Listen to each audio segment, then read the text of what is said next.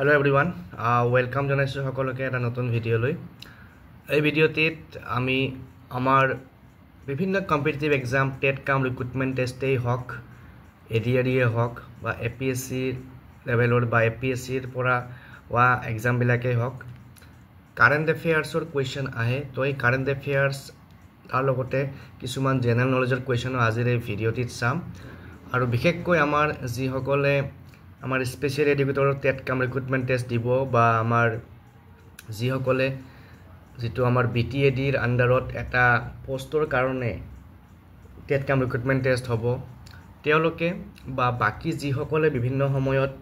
বিভিন্ন কম্পিটিটিভ এক্সামত পাৰ্টিসিপেট কৰিব তেওঁলোকৰ কাৰণে এই ভিডিওটো উপযুক্ত হ'ব গতিকে আশা কৰিছো ভিডিওটো সকলোকে চাব আৰু যিসকলে দৰকাৰী বুলি ভাবে ভিডিওটো শেয়াৰ কৰি দিব তো প্ৰথমতে আছে number 1 no tobacco day is observe on May 31 তো এটা ইম্পৰ্টেন্ট ডে হয় আমাৰ ইন্ডিয়া বুলি নহয় আমাৰ গোটেই ওয়াৰ্ল্ডতে এটা ইম্পৰ্টেন্ট ডে হয় নো টোবেকো ডে তো মে 31 ত এটো পালন কৰা হয় তাৰ পিছত বাল্মিক থাপাৰ one of the India's most eminent wildlife conservationists and authors involved protection of tiger died recently. এজন বন্যপ্ৰাণী সংৰক্ষণৰ লগত জড়িত ব্যক্তি বাল্মিক থাপাৰ তেখেতৰ মৃত্যু হৈছিল আজিৰ পৰা কিছুদিন আগত গতিকে তেখেতে আমাৰ ইণ্ডিয়াৰ যি টাইগাৰ প্ৰটেকশ্যন আৰু বন্যপ্ৰাণী সংৰক্ষণৰ লগত জড়িত বিভিন্ন কাম-কাজ লগতে বিভিন্ন কিতাপ-পত্ৰ লিখিছিল গতিকে তেখেতৰ মৃত্যু হৈছিল ৰিসেন্টলি এটো এটা ইম্পৰ্টেন্ট কোৱেশ্চন তাৰ পিছত HVDC is a technology useful for long distance and high voltage power transmission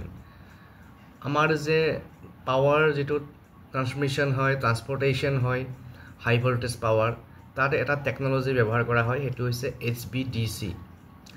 গতিকে এটো এটা লেটেস্ট টেকনলজি বা এটা টেকনলজি যেটো আমাৰ ইলেক্ট্ৰিক্যাল সেক্টৰত পাৱাৰ সেক্টৰত ব্যৱহাৰ হয়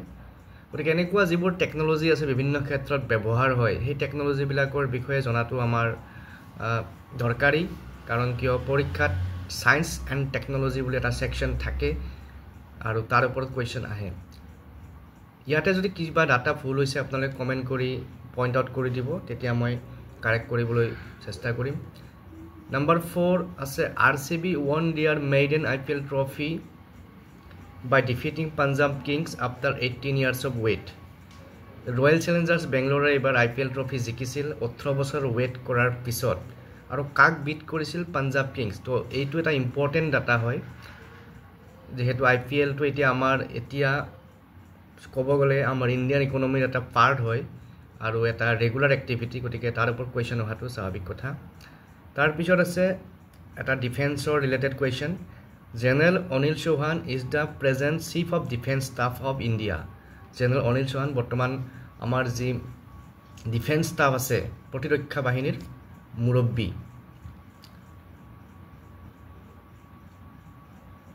তাৰ পিছত আছে next Rekha Gupta is the present Chief Minister of Delhi. আমাৰ যি দিল্লীৰ পলিটিক্সটো যেহেতু এটা আমাৰ গোটেই দেশৰ কাৰণে চৰ্চিত ৰাজনীতি গতিকে ৰেখা গুপ্তা নতুনকৈ চিফ মিনিষ্টাৰ হৈছে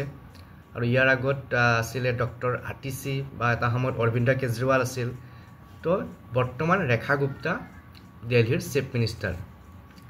এটো আমাৰ বহুতে জানো যদিও সময় পাহৰা যায় গতিকে আমি জনাটো দৰকাৰী তাৰ পিছত S400 এয়াৰ ডিফেন্স সিস্টেম এটো আমাৰ যি ইণ্ডিয়া পাকিস্তানৰ মাজতে কনফ্লিক্ট হৈছিল তেতিয়া এই S4 এয়াৰ ডিফেন্স সিস্টেম খুব নিউজত আছিল চৰ্চাত আছিল So S400 air defense system is produced and supplied by Russia. Russia's air defense system S400 air defense system Russia produce hoy aru India Russia jogan dhore. Tar pisot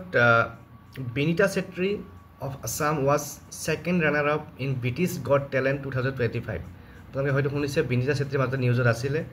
তো এই ছোৱালীজনীয়ে যেটো British gut talent competition হৈছিলে তাতে second runner up আছিল গতিকে এইটো এটা ইম্পৰ্টেণ্ট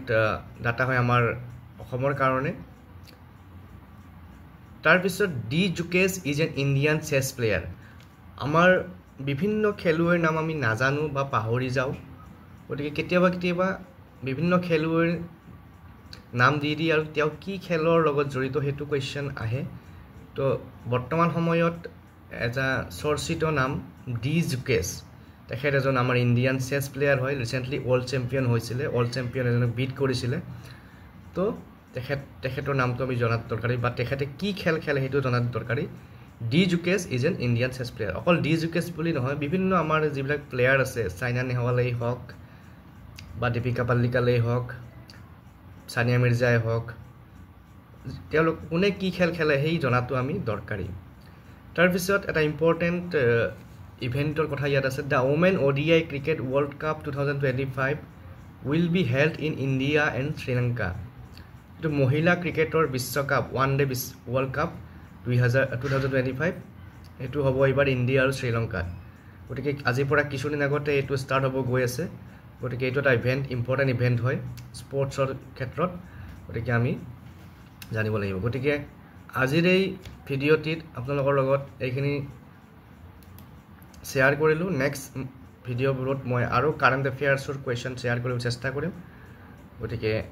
আজিলৈ এৰিছোঁ পুনৰ লগ পাম থেংক ইউ